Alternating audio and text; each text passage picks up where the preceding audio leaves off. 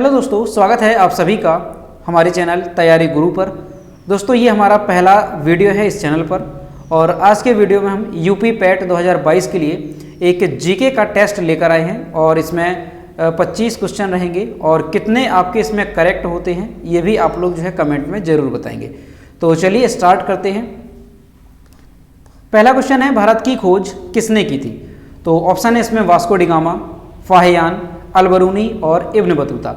तो इसका जो करेक्ट आंसर है वो है option number A, Vasco D gamma ने। दोस्तों वास्को डी गामा ने 1498 में, याद रखेंगे 1498 में भारत की खोज की थी, यानी कि यूरोप से एशिया के मध्य समुद्री मार्ग को इन्होंने खोजा था और इन्हें जो है भारत के खोजकर्ता के रूप में भी जाना जाता है, तो याद रखेंगे। और दोस्तों कई बार पूछा जाता है कि जो वास्को डी गामा है ये भारत में जब प्रवेश किया था तो ये कहाँ पर पहुँचे थे?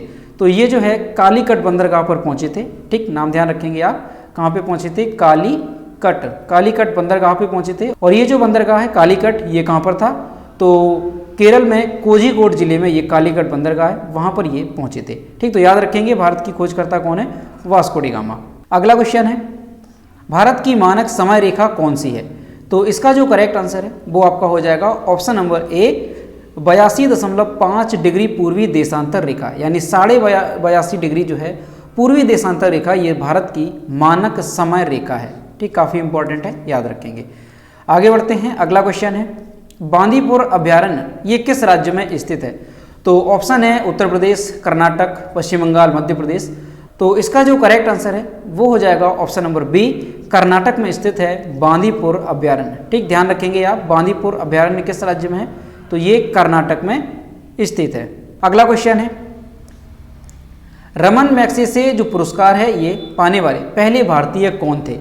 तो इसमें ऑप्शन नंबर है रविन्द्रनाथ टैगोर, दयानंद सरस्वती, गोपाल कृष्ण गोखले और विनोबा भावे। तो इसका जो करेक्ट आंसर है वो हो जाएगा option number D, Vinoba Bhave. ये जो है रमन मैग्सेसे पुरस्कार पाने वाले पहले भारतीय व्यक्ति थे। ठीक, तो ध्यान रखेंगे आप, ऑप्शन नंबर डी इसका करेक्ट हो जाएगा। अगला क्वेश्चन है, स्वांग किस राज्य का प्रसिद्ध लोक नृत्य कला है?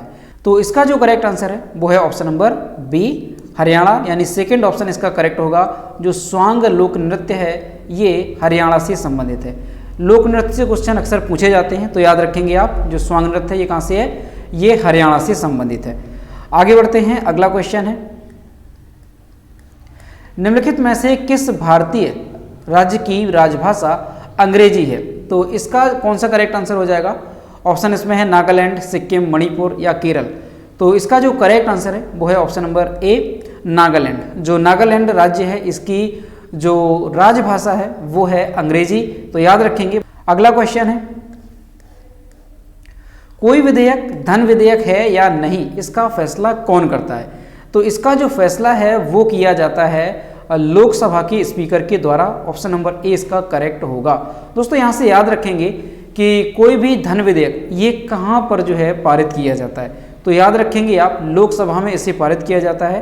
और किस अनुच्छेद के तहत ये भी पूछा जाता है कि धन विधेयक से संबंधित कौन सा अनुच्छेद है, तो वो भी आप ध्यान रखेंगे। 110 जो है ये धन विधेयक से संबंधित है। ठीक, तो यहाँ पर ऑप्शन फर्स्ट करेक्ट हो जाएगा। लोकसभा स्पीकर जो है इसका फैसला करते हैं कि कोई भी विधेयक धन विधेयक है या नहीं है।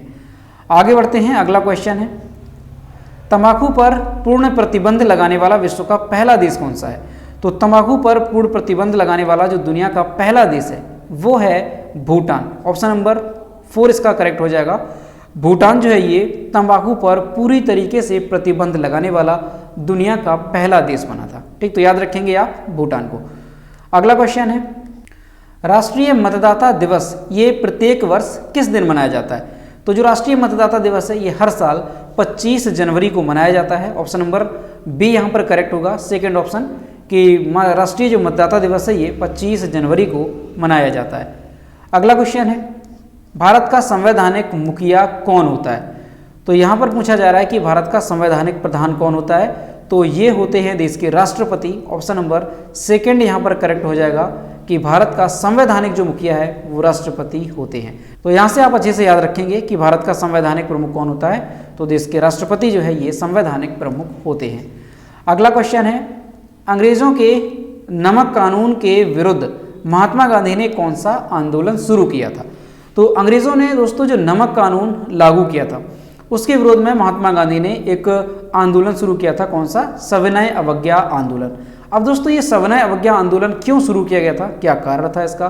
तो दरअसल दोस्तों ये था कि जो नमक कानून आया था अंग्रेज़ों के द्वारा, तो उसमें ये था कि जो भी किसान हैं उनसे ज़्यादा टैक्स लिया जाता था, नमक के उत्पादन में और नमक की बिक्री में भी अधिक से अधिक टैक्स लिया जाता था। तो इससे क्या हुआ कि जो हमारे देश के किसान हैं उनकी जो स्थिति है वो खराब होती गई।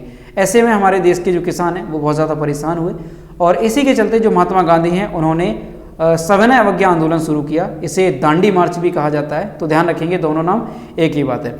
जो सविनय अवज्ञा आंदोलन है कब स्टार्ट हुआ था, तो ये भी ध्यान रखेंगे आप, ये 12 मार्च से शुरू हुआ था। 12 मार्च से लेकर के कब तक चला था, तो 6 अप्रैल 1930 तक ये चला था। ठीक, ध्यान रखेंगे जो दांडी मार्च या सविनय अवज्ञा आंदोलन 12 मार्च को शुरू हुआ और 6 अप्रैल 1930 तक ये चला था। ठीक, आगे बढ़ते हैं। अगला क्वेश्चन है, भारत में जिप्सम का सर्वाधिक उत्पादन निम्नलिखित में से किस राज्य में होता है? तो भारत में जो सबसे ज़्यादा जिप्सम का उत्पादन होता है वो होता है राजस्थान में। ऑप्शन नंबर 4 इसका करेक्ट हो जाएगा। ध्यान रखेंगे जिप्सम का उत्पादन यहाँ पर पूछा गया है, तो राजस्थान करेक्ट आंसर होगा। अगला है, ईस्ट इंडिया कंपनी ने भारत में अपना पहला कारखाना कहाँ पर खोला था? तो दोस्तों जो ईस्ट इंडिया कंपनी है हमारे देश में ये 16वीं शताब्दी में आई थी और इसने जो भारत में पहला कारखाना शुरू किया था वो किया था सूरत में। ऑप्शन नंबर इसका फर्स्ट करेक्ट हो जाएगा। सूरत में पहला कारखाना खोला था ईस्ट इंडिया कंपनी ने। कब खोला था वो भी ध्यान रखेंगे। तो कब खोला था? 1613 ईस्वी में सूरत में पहला कारखाना खोला गया था ईस्ट इंडिया कंपनी के द्वारा। और दोस्तों किसकी इजाज़त, यानी हमारे देश में उस टाइम पे राजा हुआ करते थे, तो किस राजा की इजाज़त से जो है ये कारखाना खोला गया? तो मुगल बादशाह जो जहांगीर थे उनकी इजाज़त से ये पहला कारखाना देश में खोला गया था। तो याद रखेंगे ईस्ट इंडिया कंपनी ने भारत में अपना पहला कारखाना कहाँ पर खोला था? तो ये सूरत में खोला था साल 1613 ईस्वी में। आगे बढ़ते हैं। अगला क्वेश्चन है, बुली शब्द का प्रयोग जो है किस खेल में किया जाता है? तो इसका जो करेक्ट आंसर है वो है ऑप्शन नंबर सी इसका करेक्ट होगा। थर्ड, हॉकी में प्रयोग किया जाता है बुली शब्द का प्रयोग। ठीक, ध्यान रखेंगे सी इसका करेक्ट होगा। अगला क्वेश्चन है, किस भारतीय एथलीट को उड़न परी के नाम से जाना जाता है? तो भारत में किस एथलीट को उड़न परी के नाम से जाना जाता है? तो इसका करेक्ट आंसर हो जाएगा पीटी ऊषा। जो पीटी ऊषा हैं इन्हें उड़न परी के नाम से पुकारा जाता है। दोस्तों यहाँ पर जो ऑप्शन 1 है हिमा दास, इनका उपनाम क्या है? तो ध्यान रखेंगे ढींग एक्सप्रेस के नाम से हिमा दास को जाना जाता है। ठीक, कि किस नाम से? ध्यान रखेंगे आप, ढींग एक्सप्रेस के नाम से जो हिमा दास हैं उनको जाना जाता है और पीटी ऊषा को उड़न परी के नाम से जाना जाता है। और दोस्तों ये दोनों ही एथलीट किससे संबंधित हैं? तो ध्यान रखेंगे आप, ये धावक हैं, यानी कि दौड़ से ये संबंधित हैं। अगला क्वेश्चन है, निम्नलिखित में से किस शहर को झीलों की नगरी कहा जाता है? तो किस शहर को झीलों की नगरी कहा जाता है? यहाँ पर ऑप्शन है जयपुर, उदयपुर, नैनीताल है और वाराणसी है। तो इसका जो करेक्ट आंसर होगा वो ऑप्शन नंबर 2 होगा, उदयपुर।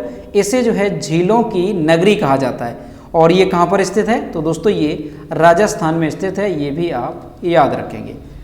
अगला क्वेश्चन है, आर्य समाज की स्थापना कब की गई थी?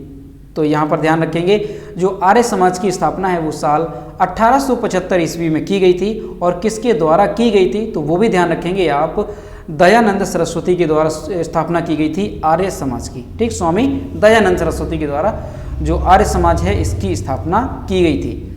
आगे बढ़ते हैं। अगला क्वेश्चन है, वेदों में सबसे प्राचीन वेद कौन सा है? तो यहाँ पूछा जा रहा है कि जो वेद हैं हमारे 4 वेद हैं, ऋग्वेद, सामवेद, यजुर्वेद और अथर्ववेद। तो इसमें सबसे प्राचीन, सबसे पुराना वेद कौन सा माना जाता है? तो ऑप्शन नंबर यहाँ पर करेक्ट हो जाएगा ए, फर्स्ट वाला ऑप्शन करेक्ट होगा। जो ऋग्वेद है ये सबसे प्राचीन वेद माना जाता है।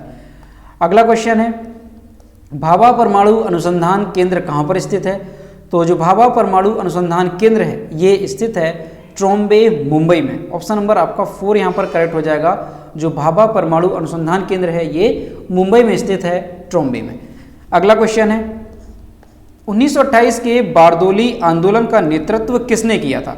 तो पूछा जा रहा है कि साल 1928 में जो बारदोली आंदोलन हुआ था इसका नेतृत्व किसके द्वारा किया गया था? तो ऑप्शन नंबर आपका सी करेक्ट हो जाएगा, सरदार वल्लभ भाई पटेल के द्वारा। और दोस्तों यहाँ से एक क्वेश्चन एग्जाम में पूछा जाता है, अभी आपके कुछ दिन पहले एक एग्जाम हुआ था, वहाँ पर क्वेश्चन पूछा गया था कि जो वल्लभ भाई पटेल हैं इन्हें सरदार की उपाधि किसने दी थी।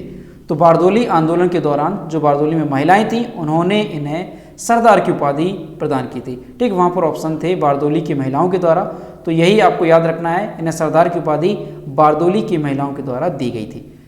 और ये बारदोली आंदोलन हुआ कब था, तो साल 1928 में बारदोली आंदोलन हुआ था। अगला क्वेश्चन है किसने खालसा पंथ की स्थापना की थी। तो ऑप्शन नंबर यहाँ पर करेक्ट हो जाएगा हमारा ए, फर्स्ट ऑप्शन, गुरु गोविंद सिंह ने जो है खालसा पंथ की स्थापना की थी। तो ये बात आप यहाँ से याद रखेंगे।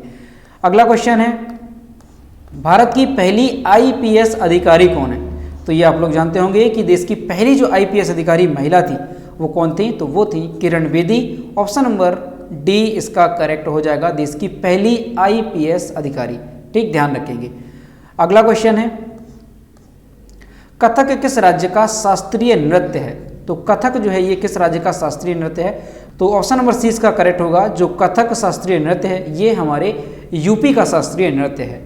अगला क्वेश्चन है निम्नलिखित में से कौन सा तत्व सबसे कठोर है। तो यहाँ ऑप्शन है सीसा, हीरा, कॉपर और एल्यूमिनियम। तो इसका जो करेक्ट आंसर है वो है ऑप्शन नंबर बी, हीरा जो है ये सबसे कठोर तत्व होता है। ठीक, ध्यान रखेंगे, सबसे कठोर कौन सा है, हीरा।